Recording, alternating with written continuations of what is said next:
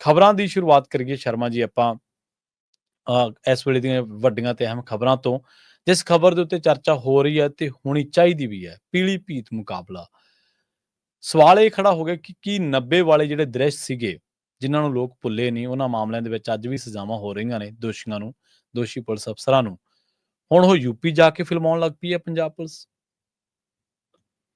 ਪ੍ਰਵੀਨ ਜੀ, ਆਪਾਂ ਇਸੇ ਆਪਣੇ ਪ੍ਰੋਗਰਾਮ ਦੇ ਵਿੱਚ ਲਗਾਤਾਰ ਗੱਲ ਕਰ ਰਹੇ ਸੀ ਕਿ ਪੰਜਾਬ ਦੇ ਥਾਣਿਆਂ ਤੇ ਜੀ ਹਮਲੇ ਹੋ ਰਹੇ ਜੀ। ਬਿਲਕੁਲ ਬਿਲਕੁਲ, ਮੈਨੂੰ ਯਾਦ। ਇਹੀ ਪੁਲਿਸ ਕਦੇ ਕਹਿੰਦੀ ਸੀ ਟਾਇਰ ਫਟਿਆ, ਕਦੇ ਕਹਿੰਦੀ ਜੀ ਕਿਤੇ ਇੱਧਰ ਧਮਾਕਾ ਹੋਇਆ ਜੀ, ਕੋਈ ਇਹ ਤਾਂ ਬੰਬ ਪਟਾਕਾ ਹੈ ਜੀ। ਫਿਰ ਉਸ ਸਮੇਂ ਕਿਉਂ ਲੁਕਾ ਰਹੇ ਸੀਗੇ?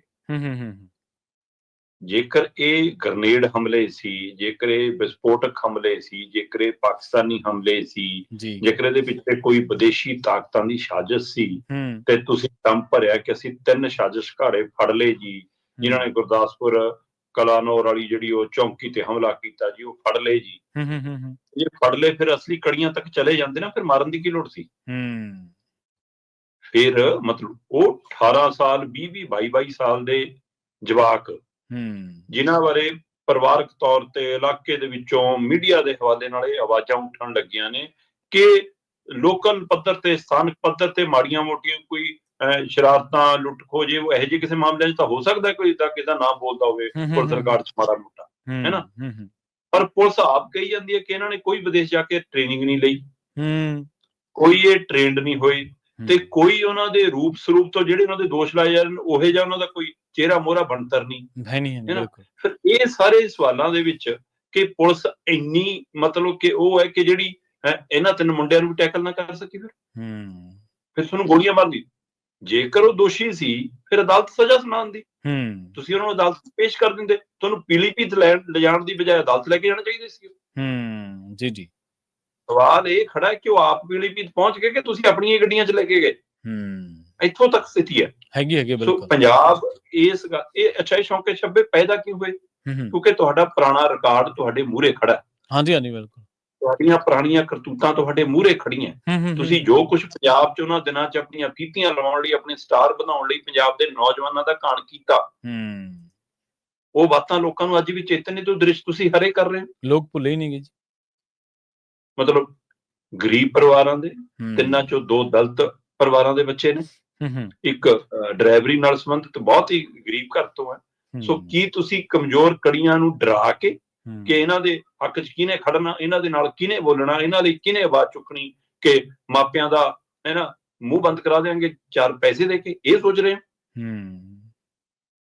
ਖਾਲੜਾ ਵਾਲੀਆਂ ਰਿਪੋਰਟਾਂ ਤੇ ਅੱਜ ਤੱਕ ਚਾਰਜ ਹੋਈ ਨਹੀਂ ਹੋਈ, ਤੇ ਹੁਣ ਵੀ ਮੋਹਾਲੀ 'ਚ ਪੁਲਿਸ ਮੁਕਾਬਲਿਆਂ ਦੇ ਹਵਾਲੇ ਨਾਲ ਸਜ਼ਾਵਾਂ ਸੁਣਾ ਰਹੇ ਨੇ ਇੰਨੇ ਸਾਲਾਂ ਬਾਅਦ। ਤੋ ਇਸ ਲਈ ਇਹ ਦ੍ਰਿਸ਼ ਇੰਝ ਹੀ, ਬਿਲਕੁਲ ਤੁਹਾਡਾ ਸਵਾਲ ਦਰੁਸਤ ਹੈ ਕਿ ਇੰਝ ਹੀ ਮਹਿਸੂਸ ਕੀਤਾ ਜਾ ਰਿਹਾ ਕਿ ਇਹ ਨਕਲੀ ਪੁਲਿਸ ਮੁਕਾਬਲਾ, ਇਹ ਝੂਠਾ ਪੁਲਿਸ ਮੁਕਾਬਲਾ।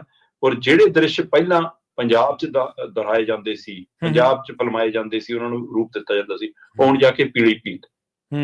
ਪੀਲੀਭੀਤ ਦਾ ਮਤਲਬ ਯੂਪੀ ਦੀ ਯੋਗੀ ਸਰਕਾਰ, ਯੋਗੀ ਸਰਕਾਰ ਦਾ ਮਤਲਬ ਮੋਦੀ ਸਰਕਾਰ। ਸੋ ਕੀ ਮੁੱਖ ਮੰਤਰੀ ਭਗਵੰਤ ਮਾਨ ਇੰਨੇ ਹੇਠਲੇ ਪੱਧਰ ਤੇ ਆ ਗਏ ਕਿ ਉਹਨਾਂ ਤੋਂ ਇਹ ਚੀਜ਼ਾਂ ਵੀ ਕੰਟਰੋਲ ਨਹੀਂ ਹੁੰਦੀਆਂ? ਜੇ ਸੱਚਮੁੱਚ ਤੁਸੀਂ ਮਤਲਬ ਕਿ ਪੰਜਾਬ 'ਚੋਂ ਇਹੋ ਜਿਹੇ ਗੈਂਗਸਟਰਬਾਜ਼ ਨੂੰ ਜਾਂ ਅਜਿਹੇ ਅੱਤਵਾਦ ਨੂੰ ਮਖਾਉਣਾ ਚਾਹੁੰਦੇ ਹੋ, ਫਿਰ ਖਰੜ ਥਾਣੇ 'ਚ ਕੀ ਕਰਾ ਰਹੇ ਸੀ ਲਾਰੈਂਸ ਬਿਸ਼ਨੋਈ ਤੋਂ? ਮਖਾ ਲੈਂਦੇ। ਉੱਥੇ ਤਾਂ ਤੁਸੀਂ ਉਹਨੂੰ ਨੈਟ ਪ੍ਰੋਵਾਈਡ ਕਰਾਉਂਦੇ ਹੋ, ਉੱਥੇ ਤਾਂ ਉਹਨੂੰ ਤੁਸੀਂ ਕੈਮਰੇ, ਮੋਬਾਈਲ ਪ੍ਰੋਵਾਈਡ ਕਰਾਉਂਦੇ ਹੋ, ਤੇ ਫਿਰ ਡੀਜੀਪੀ ਸਾਹਿਬ ਝੂਠ ਵੀ ਬੋਲਦੇ ਆ ਅਦਾਲਤ ਤੱਕ ਵੀ ਕਿ ਨਾ ਜੀ ਸਾਡਾ ਤਾਂ ਕੋਈ ਸੰਬੰਧ ਨਹੀਂ। ਜੀ ਜੀ, ਉੱਥੇ ਤਾਕਤ ਕਿੱਥੇ ਗਈ ਸੀ? ਉਹਦੇ ਲਈ ਪੀਲੀਭੀਤ ਕਿਉਂ ਦੂਰ ਸੀ ਫਿਰ? ਜੀ ਜੀ। ਸੋ ਪੰਜਾਬ ਸਵਾਲ ਪੁੱਛ ਰਿਹਾ।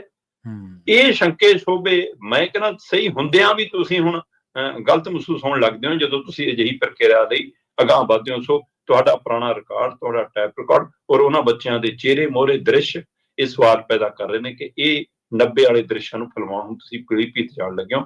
ਕੀ ਕੇਂਦਰ ਮਿਲ ਕੇ ਪੰਜਾਬ ਦੀ ਜਵਾਨੀ ਨਾਲ ਖੇਡ ਰਿਹਾ? ਕੀ ਵਿਦੇਸ਼ੀ ਤਾਕਤਾਂ ਪੰਜਾਬ ਦੀ ਜਵਾਨੀ ਨੂੰ ਭਰਮਾ ਰਹੀਆਂ? ਜੇ ਉਹ ਭਰਮਾ ਰਹੀਆਂ ਤਾਂ ਵੀ ਤੁਸੀਂ ਕਿਉਂ ਨਹੀਂ ਰੋਕ ਪਾ ਰਹੇ? ਜੇ ਕੇਂਦਰ ਸਰਕਾਰ ਇਸ ਵਧੀਕੀ ਕਰ ਰਹੀ ਹੈ, ਇਸ ਤਰ੍ਹਾਂ ਯੂਪੀ ਸਰਕਾਰ ਨਾਲ ਮਿਲ ਕੇ ਤੁਹਾਡੇ ਪੁਲਿਸ ਤੋਂ ਇਹ ਕਾਰਜ ਕਰਾ ਰਹੀ ਹੈ, ਤਾਂ ਵੀ ਤੁਸੀਂ ਨਹੀਂ ਰੋਕ ਪਾ ਰਹੇ। ਦੋਵੇਂ ਪਾਸੇ ਫੇਰੀਏ ਤੁਹਾਡਾ ਹੈ ਤੇ ਘਾਣ ਪੰਜਾਬ ਦੀ ਜਵਾਨੀ ਦਾ। ਜੀ ਬਿਲਕੁਲ ਬਿਲਕੁਲ।